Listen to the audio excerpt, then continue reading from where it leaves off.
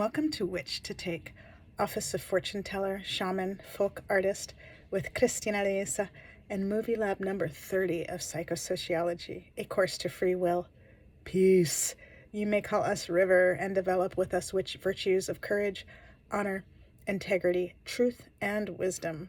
And we here in Psycho Sociology, this course to free will, examine the world through the lens of the literal and figurative orphan, adoptee, and gypsy who has danced out of the fog of adoption fairy tales, gypsy myths, fighting spirit, and at the least we hope to cause harm to none and hope we may communicate more effectively with ourselves and the rest of the adoption constellation. And at the most, maybe we help others do the same. And so we are hoping to channel in a way that allows us to learn, us, you and me, to learn without study, practice, discipline, or punishment. Also to develop a healthy Vissudha, throat chakra, to seek and share our truths without becoming hidden, distracted, secretive, irresponsible, alone in our knowledge, and to develop, grow, and nurture authentic, harmonious, honest relationships between ourselves and others, so essential for the literal and figurative orphan, adoptee, and gypsy who we had to hide our adoption truths and our Romani heritage to fit in and belong. And you fill in the blank, your heritage, your truth, that you had to hide it to fit in and belong and be accepted within your family, within your community, within your school. You fill in the blank. And now that we have shuffled into a high state of adoption, now that we immersed into a high state of adoption, into adoption spirit magic, and we are allowed to speak our adoption truths and heritage truths, we choose to learn how to talk in a whole new way than what we grew up with. And perhaps these movie labs assist in that.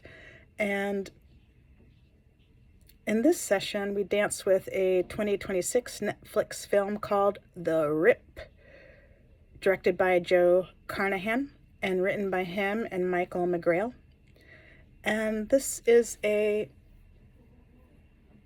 kick-ass cop movie. So if you're a cop or military, then this movie may be for you. But if you are an orphan, adoptee, and gypsy who's danced out of the fog of adoption fairy tales, gypsy myths, fighting spirit, then this may leave you feeling less than secure. And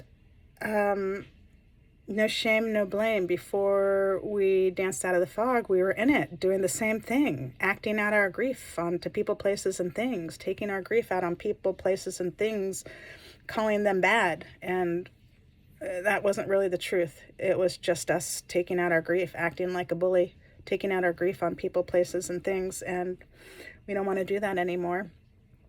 And, you know, this movie, maybe you don't know, was based on a true story. So we want to offer a prayer before we get too deep into this, that those that crossed over to Father Sky were comforted, are comforted, and those of us they left behind on Mother Earth are also comforted. And we also offer Louise Hay's book, Heal Your Body: The Mental Causes for Physical Illness and the Metaphysical Way to Overcome Them. And you may appreciate looking at that book. It shows so many different physical illnesses, from childhood disease to cancer, and what thoughts caused them, which we have control over our thoughts, right? And so the book also shows a thought to overcome them. And so instead of strapping on our military vests and our guns and jumping in our military vehicles and going and shooting up the enemy, maybe we can just put on our PJs, hop in bed, and say our prayers for everyone involved and the affirmations to help us overcome our negative thinking, to overcome that hate we have for ourselves and others that's caused by loss, not evil. And here in a high state of adoption, we don't play the good evil game anymore. We see that that is something that leaves people behind systemically from our personal and professional experience as an orphan, adoptee, and gypsy, and also as a teacher during the era of No Child Left Behind. Every student succeeds, and decades of Romani inclusion. And so when you look at that spectrum of loss, you may have noticed in one treatment after another showing people with all sorts of loss and how lovable they are, even the ones who are executing other people. And you may have also gotten to the point where you've hurt yourself enough and other people enough to know you don't want to do that anymore, and you're choosing something different. And so we are so in awe of you for being here, and our source, our spirit team, our birth families, birth mother, birth father, may he rest in power, our adoptive families, maternal, paternal, our in-law families, maternal, maternal, our friends, even those that are working against us for helping put us in our place. We're also thankful for initiatives like No Child Left Behind and Every Student Succeeds and decades of Romani inclusion for inspiring us to do something different for a change. And let's see what else. So, yeah, to be honest, we lost the taste for this kind of programming. The kick-ass cop movies or the kick-ass military movies, we lost, or the CSI investigations, the murder mysteries, we lost taste for that, the news, when we noticed that at the bottom of all of these cases was the literal and figurative orphan, adoptee, and gypsy whose losses got swept under the carpet to the point that they lashed out violently at themselves and others and got judged unfairly as crazy, dumb, and evil. We see that thinking that people are crazy, dumb, and evil, that's the Holocaustic train of thought that kills one person after another. And we don't want to do that anymore. So this movie, also to be honest, activated our primal wounds. You may be familiar with the book, The Primal Wound, Understanding the Adopted Child. You may appreciate that. Also Chiron, the wounded healer, who was a centaur that was orphaned by his parents who were disgusted with him and adopted by Apollo. And Chiron decided he was going to do something different than the rest of the centaurs. He was going to be a healer instead of a fighter. And so you may think, well, it's not just the orphan, adoptee, and gypsy with the primal wound, is it? No, it's not. It's all of us. So maybe we can honor that and start taking responsibility for that instead of adopting and kicking the dog and priming youth under 18 to fight and fuck for homeland security. And we hear the cries of the world as if they're our own. And this movie really brought that out. Looking at the beautiful people in the movie, the Black woman, the Latina woman, the Asian man, the middle-aged and elder white men, we just love them all. And it breaks our heart to see programming that's enticing them to jump on that amygdalin bandwagon, that fight, flight, freeze, fuck, fawn, let's do it, that's just how we do it in our house and nation. Breaks our heart because not only is it violent, it systemically leaves people behind under the guise of doing the right thing. And just our opinion, right, from our own experiences, you don't have to agree. And if you're arguing with us, then this channel's probably not for you, and you are welcome to change the channel, right? Everybody's a different Psycho Sociology experiment, and what resonates for one may not for another. And so thank you for honoring that and where you are right now in your place of development. And one of the things that was a red flag for us is, movies, this is where people go to heal. And if it's not healing them, it's helping them perpetuate the violent cycles. And it's not just people that are watching this, it's left behind children without any supervision because they've been abandoned. And so now that puts a whole different taint on it, that we're playing with their heads, their minds, their emotions, and it just didn't sit well with me. And perhaps you can relate to that and you appreciate that. And we see that loss that blocks academic, cultural, linguistic development the most also breeds hate, violence, intolerance against self and others. And often it takes decades to be able to start working through that, especially for youth left behind, trying to fit in and belong to the system that cut them off and mimicking the madness. And so, let's see. We'd prefer to watch movies that show teachers and leaders transmuting violent cycles into love, adopting success for one and all, instead of just adopting success for the select few who manage to look and act correct by the letter of whatever law you're going by, and doing it violently.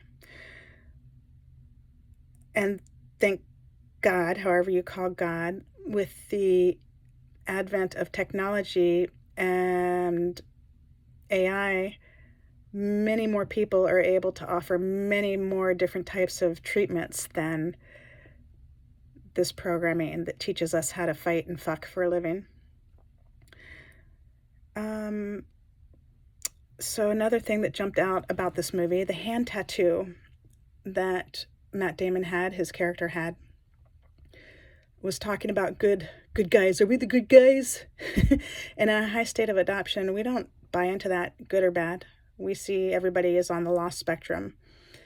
On one end of the loss spectrum is it's swept under the carpet and you don't even know it's there because you've been told that doesn't hurt. And so you're like, all right, well, okay, well, whatever you say, mom, dad, whoever's taking care of me now, I'll do whatever. What can I do to fit in and belong? And on the high end of the spectrum is those who have healed and learned how to regulate themselves. And perhaps that resonates with you and that you don't want to buy into that good, bad perspective, even if there's a really cool kick-ass cop movie with lots of cool actors in it that you just love and oh my god, it's so alluring. But it's not what we want to do anymore. We don't want to perpetuate that good bad trope. We don't want to buy into that madness.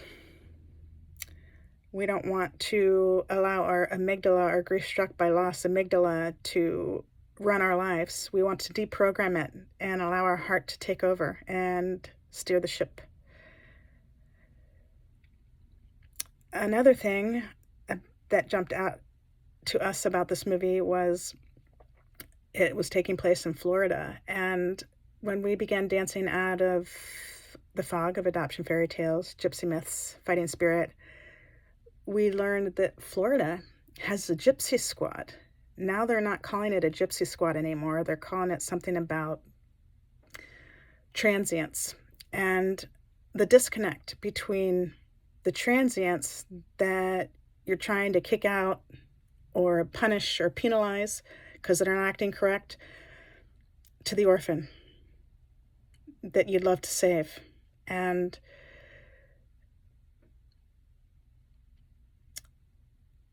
understanding that the immigration laws that are keeping people out, you want to keep people out, you want to restrict a fortune teller's license to people in your city unless they've lived there over a year. These are discriminatory practices that discriminate the people that you say you love, the orphan that you want to save, the adoptee that you want to love and cherish, the gypsy that you want to emulate. And you can change that. You can change that thinking. You can change those laws and stop viewing people as criminals when they're acting out, and instead say, oh, they have so much untreated loss, and I could do something about that. And I could do it from my fucking couch, praying over it. And we don't have to send people in with the, fully armed and loaded and mad to go take care of those evil people. Those aren't evil people. Those are the people with so much loss and grief that hasn't been tended to, that they're acting out, and we can honor them. And another thing that jumped out at us was the scene in the movie where the two brothers are fighting. It's towards the beginning of the movie, and one brother calls the other brother, "You're a bully," and then they all start making fun of him for calling him a bully. And wow, that's the model we want to set for our families and our cops. And I just sense a big disconnect about bully. Like, it's sort of like the disconnect with evil. Like, the people who many of us have learned to call evil or bullies are really grief-struck by loss, possessed by grief. And calling them a bully or calling them evil hasn't fixed that for millennia. Treating their loss does. And so if you are desiring to, we're trying not to use the word want because it seems rather irrelevant. Like, if you desire to make a difference and truly help those who have been left behind, then you let go of thinking that people are evil or that people are bullies, and start seeing that they're really just possessed by grief. And each time we look that hurt, that hate in the eye, each time we look hate in the eyes, we see hurt in disguise, calling for the salves of unarmed truths and unconditional love. Not always our turn to serve. It's not always our turn to serve. And movies like The Rip lead us to believe, those of us who have been left behind, there's nobody there to supervise or talk about it, they lead us to believe that this is the way out, and there's another way. There's another way. We don't have to hurt ourselves and others and leave people behind and make fun of them. And the people that the people we call evil, the people we call bully, they're really just grief-struck by loss. And if it's in us to assist them without punishing them, awesome. But if you're like, I don't know how, well then awesome, just take care of yourself. And you can pray over those people, honoring the fact that maybe they don't want your prayers, and that's all right as well, right? Everybody's got their own journey. So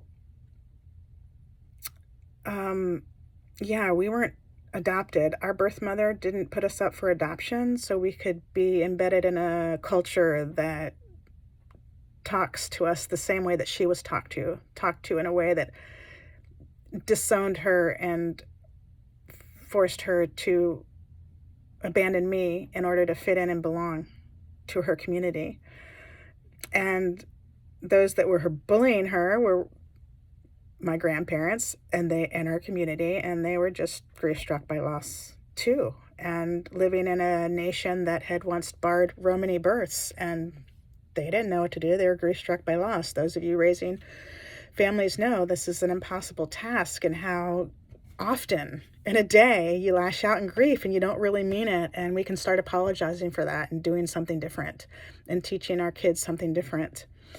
And the sibling rivalry that was in that scene is another piece. Like, we weren't adopted to be put in a system where there's this sibling rivalry, right? Our birth mother didn't give us up for that. She thought she was offering us a second chance at life with a family who had learned to do something different with a she didn't realize we got adopted out of the country. She thought we were going to be adopted within the country, Finland, but we were adopted by Americans who were living there at the time, U.S. citizens who were living there at the time, and then they brought us back to the U.S. And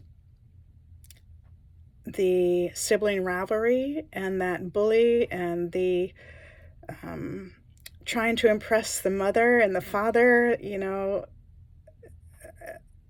that's something that now, since 2020, maybe more and more people are jumping on that bandwagon instead of following the Holocaustic train of thought that people are crazy, dumb, and evil and need to be kicked out of the house or the classroom.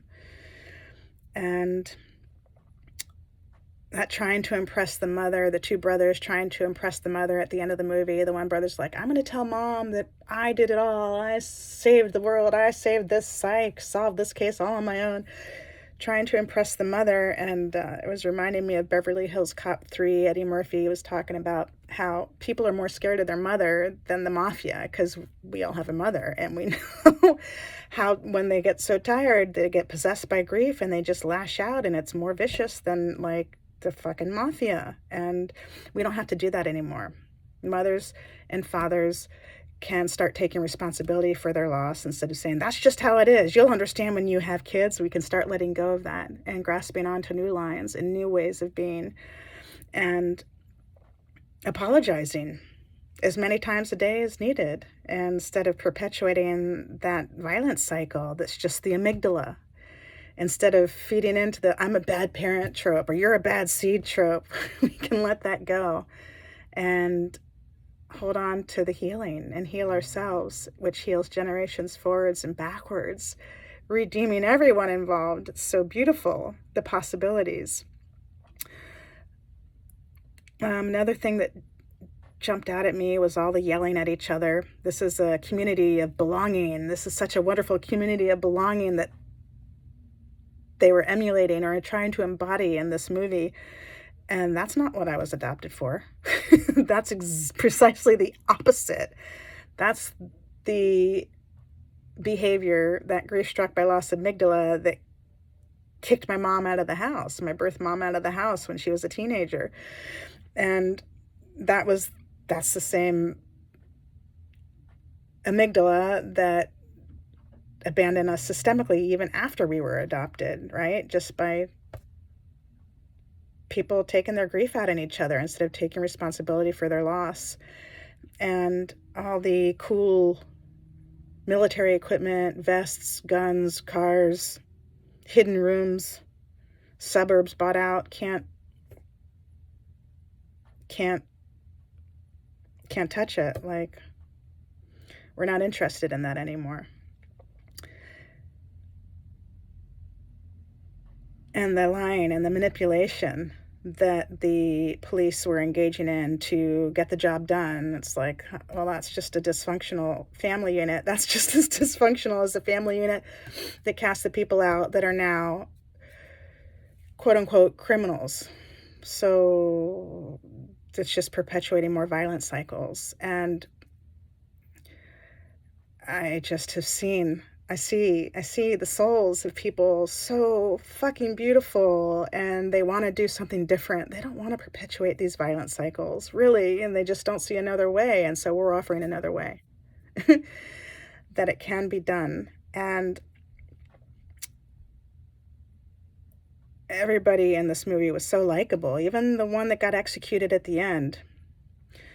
The black woman, the Latina woman, the Asian man, the elderly white men, so fucking beautiful. And all of them, we felt sympathy for all of them. And the solution we see isn't to cast out the one who acts the most violent. It's to help them overcome their grief so they stop acting that way. It's like they were all acting out their orphan issues, like, oh my God, if I could have this money to help my kids. Oh my God, if I could have this money to... I mean, this is the orphan issue. This is like the original orphan issue, right? People just dying to survive, and we don't have to live that way anymore. We don't have to live in that slavery of fear, that bondage of fear. We can step out of that. And this is the time, the astrology supports it, to clear out the energy during the Civil War in the US and the energy during the witch trials, where people's amygdala believed that they needed to kill other people to ensure safety. And we don't have to do that anymore. We can decommission the amygdala and help heal ourselves and others with our heart. And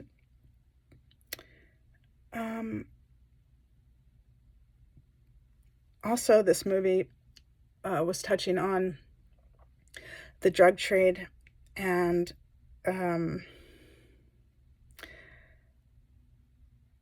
how much energy has been dumped into that, the drug wars, or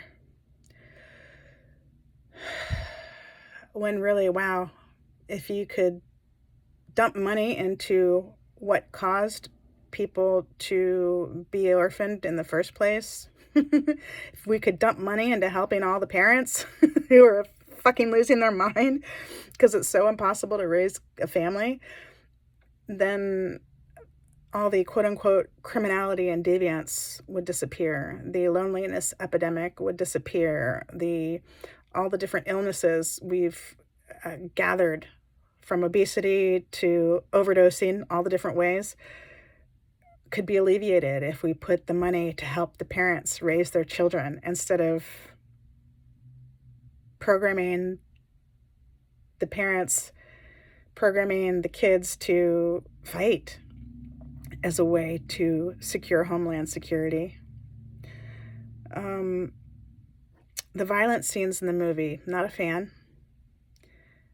Again, like, what are we trying to emulate? What are we trying to do here? Are we trying to perpetuate violent cycles? Like, kids don't... It's really confusing. Like, good and bad, it's really fucking confusing. Like... And the characters in this movie, the actors in their movie, they're so beautiful. And, you know, kids, they want to do anything to please and to fit in and belong. And it's really confusing for them. And some people might think, well, it's just a movie. People know not to take it seriously, but it's not just a movie. It's a treatment. And what's it perpetuating? Is it perpetuating love? Because these people are so cool and they're doing the right thing and they're busting the drug dealers? Or is it, or the bad cop? Or is it just perpetuating violence, leaving behind one person after another? During the era of no child left behind, every student succeeds, I didn't have the liberty to kick people out of the classroom if they were acting quote-unquote evil. I didn't have that privilege to call people bad or dumb or crazy. And I challenge you to join that club instead of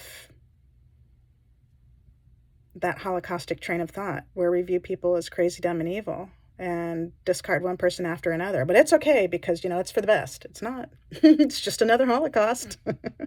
And it's really just our amygdala.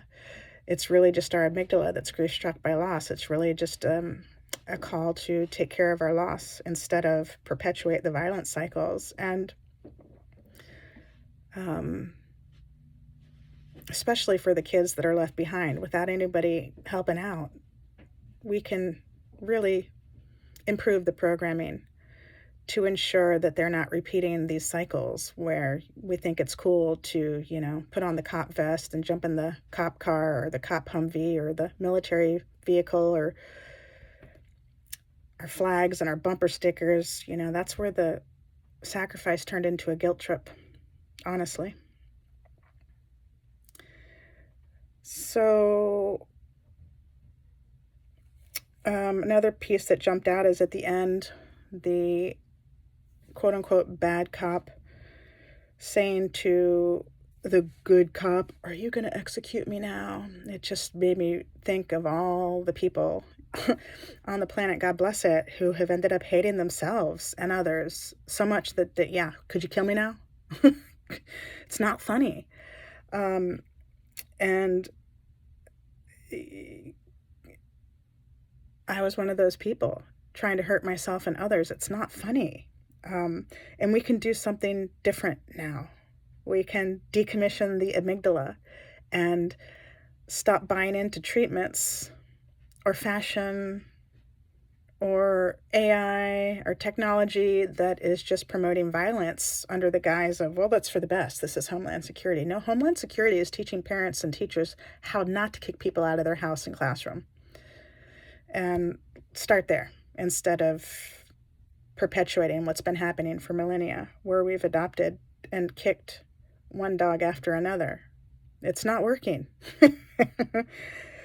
And another thing that jumped out in this movie is how they brought up that the police chief that was killed was into witches and spirit animals. And at the end of the movie, there is this synchronistic event where a child was on the beach enjoying the sunrise, like the chief police who was killed used to love to do. She used to love to take in the sunrises, live to see another morning.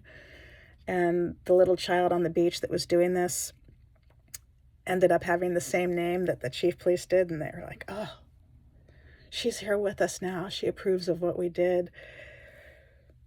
I mean, I guess this is how it works, you know, because I used to be on the other side of the fence doing what they were doing. Even though I wasn't a cop, I acted like one. Ask the students that I taught, they'll tell you.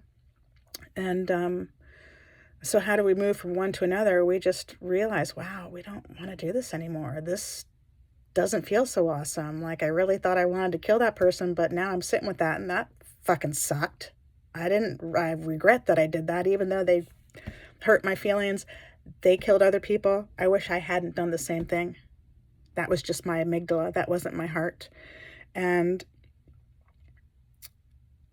yeah, so this movie got me going, and I tried to record this session, I don't know, 27 times. So thank you for being patient with me and cutting me much slack. That's what we do in high states of adoption. And also understanding, my opinion, it's just an opinion. It's not set in stone. I might change my mind, and you're entitled to change your mind too. And if you are curious about our work and care to know more, you may check out our links, our link tree.